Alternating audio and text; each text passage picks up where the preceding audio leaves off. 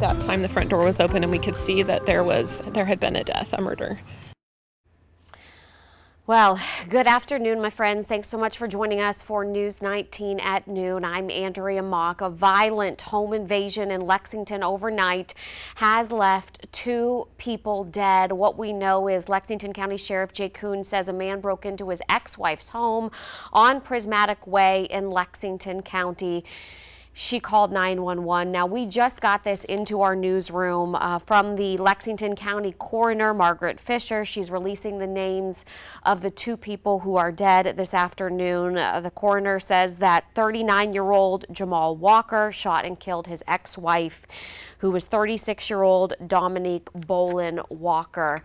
Now, again, this happened in Lexington County at Dominique Bolin Walker's home. News 19's Rachel Ripp joins us live now from that neighborhood to tell us what happened next. And Rachel, I understand this happened. She called 911 at about 1:30 in the morning, and then explain to us what happened from there. Yes, Andrea, that's right. Deputies were called to the scene around 1:30 this morning. That's according to a press conference we heard earlier this morning.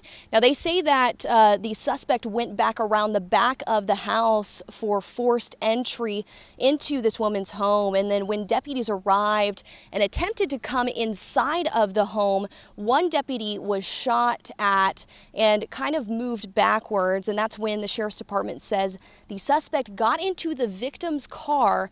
And you can see the damage here at this garage door, plowed through that garage door and backed out onto the street and led deputies on a chase down that road. Now, eventually officers were able to catch up to the suspect using a tire deflation device. And when the suspect fired shots at the deputies getting out of the car, the deputies fired back and the suspect was killed. We know from both the coroner and the Lexington County Sheriff's Department that the female victim died of multiple gunshot wounds and that the 8-year-old son was inside during this whole situation. The son is now with his grandparents. Here's a listen in on the press conference. Very, very early in this situation. Multiple rounds, we don't know exactly how many. We know at least one patrol car was hit during that the pursuit with a round. Just a tough day. Lexington County needs prayers this morning. Obviously, there's a family that'll never be the same. We got a deputy that's shot. He is will have some surgery later this morning, expected to recover. Now, all morning, I've been catching up with neighbors here in Rocky Springs. They all say this comes as a big shock as lots of the neighbors here check on each other. They say they had a block party actually just last week. Some of the neighbors I spoke with heard noises and others witnessed the entire incident.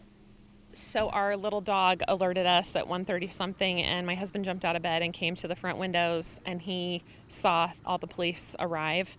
And so he told me to come to the house, to the front of the house so I could see what's going on. And that's when we heard gunshots. And we did hear the police say, please let us in, and we heard what I think was a gunshot, I guess it was. And then the police entered, and I saw a gentleman, a cop, get shot, and he kind of went back. And when that gunshot went off, we all hit the floor, and we yelled at our teenagers to hit the floor. Now, that neighbor you just heard from, Summer Adams, she says that she's still trying to process exactly what she witnessed, what her family witnessed. Now, as the time has gone on this morning, we've seen the Lexington County coroner. I spoke with her this morning. She was very emotional. She talked about just what she witnessed inside. Viewing the house and how devastating that crime scene was. She also talked about the 8-year-old who now doesn't have a father or mother, and how that 8-year-old's life has completely altered now.